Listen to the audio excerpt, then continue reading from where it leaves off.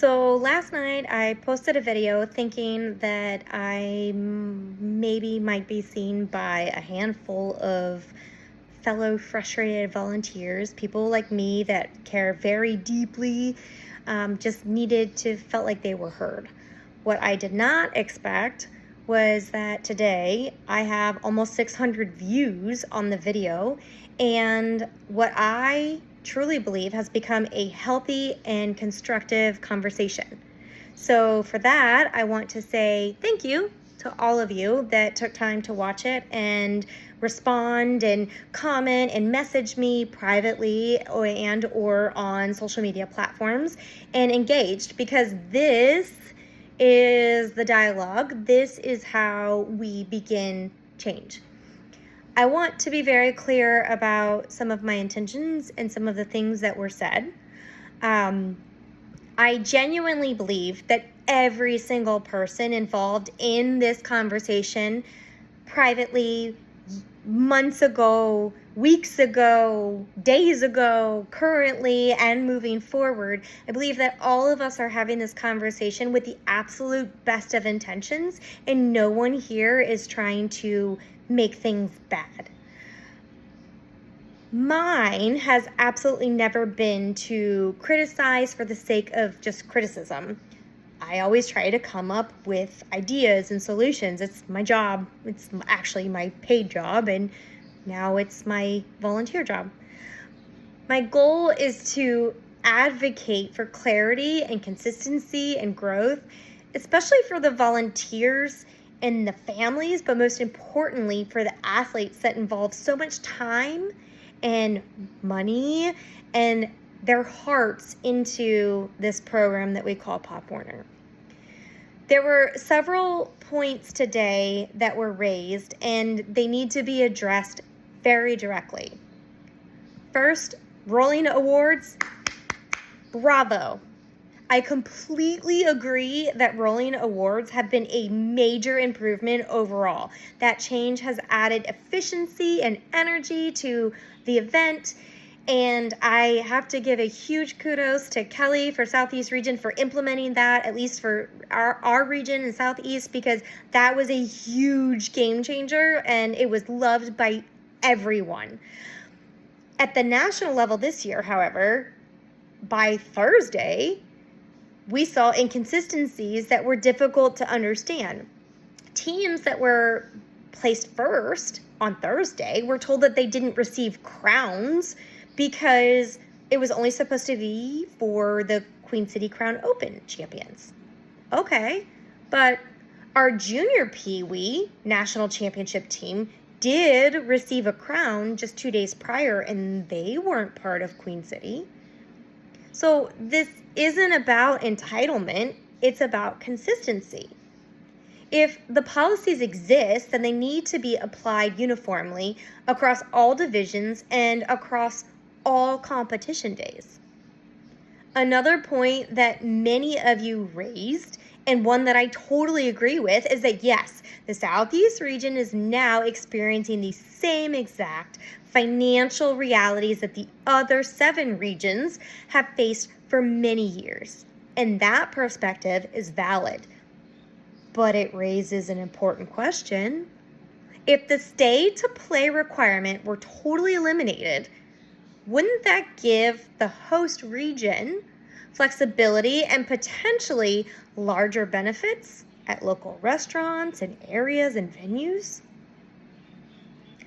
I'm absolutely not opposed to having nationals held in different states or regions. In fact, I think it would be a positive evolution for Pop Warner. Why not explore a lottery or bidding system, something that is similar to the Super Bowl or the Olympics, where regions can submit proposals 2 years in advance so that the other regions and conferences and leagues and associations and families can plan accordingly.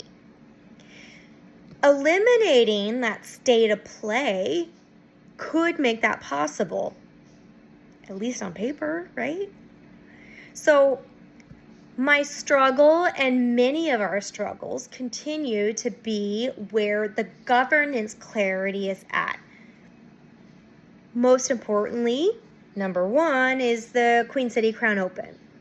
So, although my concerns sound regional, aren't we all operating underneath the same governing umbrella of rule books and event manuals?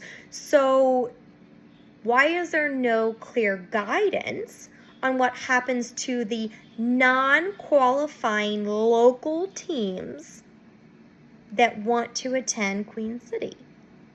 Should that not come from Queen City? Should that not come from nationals? Why would it be a local or a regional thing?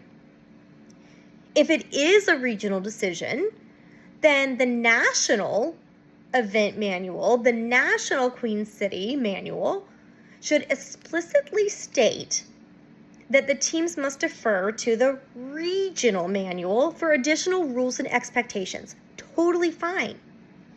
Right now, it's unclear who's in charge and who has that responsibility.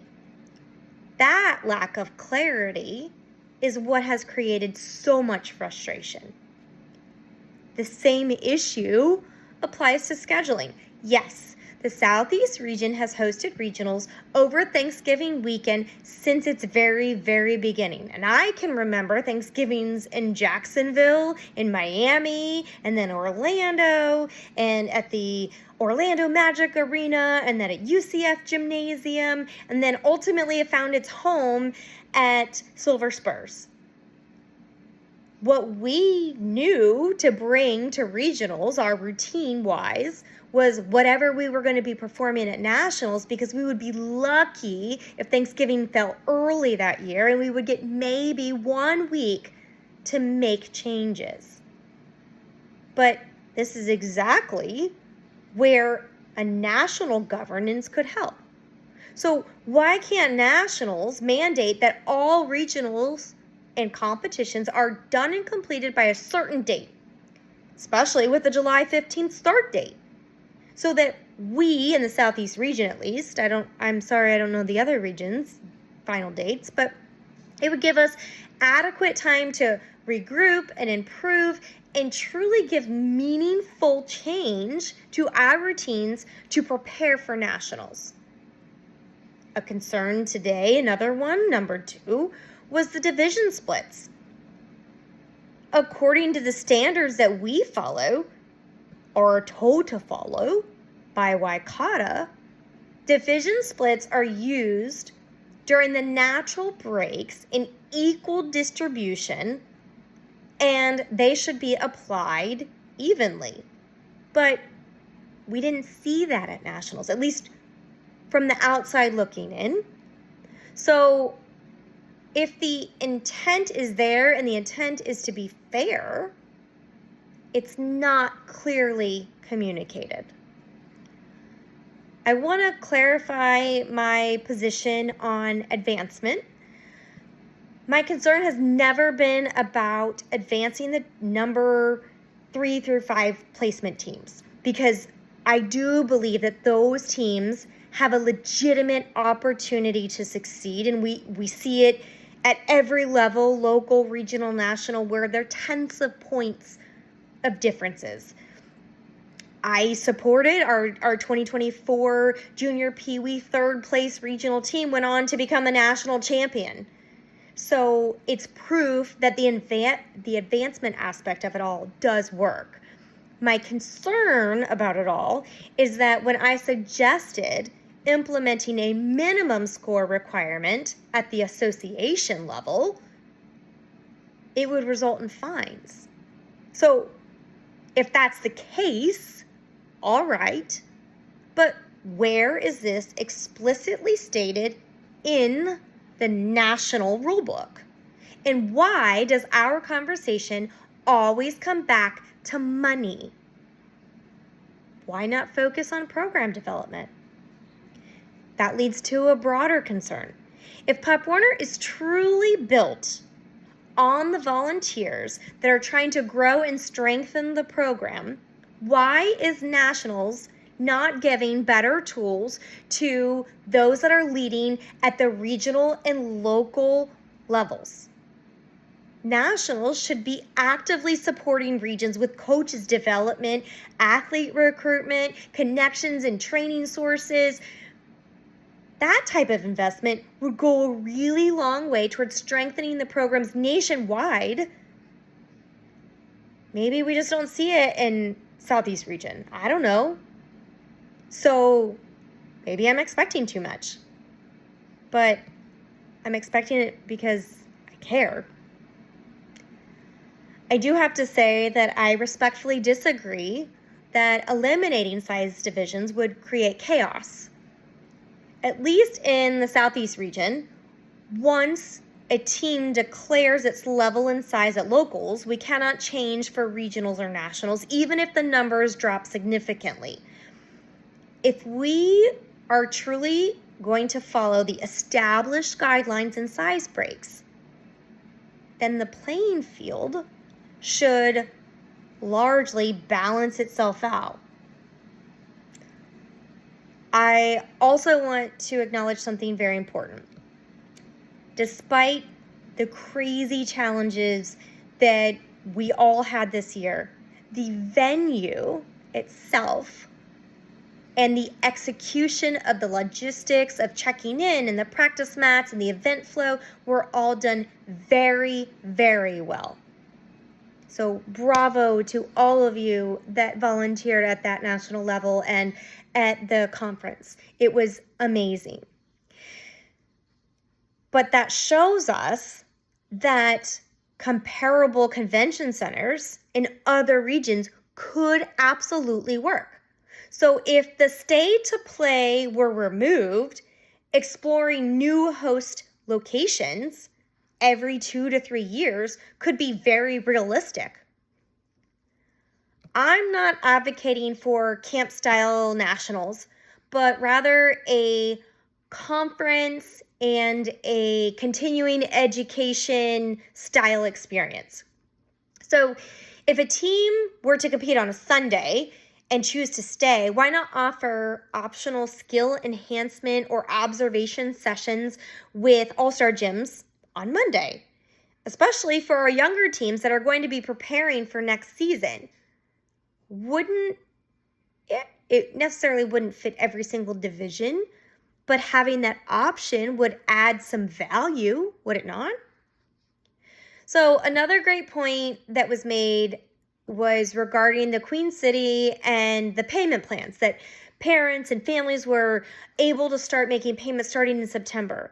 Yes, we can put payments on parents starting in September, but that's only possible if the associations are allowing those teams to participate in Queen City should they not make it to nationals. But not every association supports Queen City. So once again, we circle back to the same question. What if we eliminated the stay to play? What if we just do it for 1 year across the board? Doesn't matter where nationals is held. What if we did it and see what happens? So I truly appreciate all of the honest feedback and the open dialogue that we have now started, but I do want to be very candid. Meaningful change, whether it is big or it is small, it won't happen unless we find a way to come together as a unified front and move forward.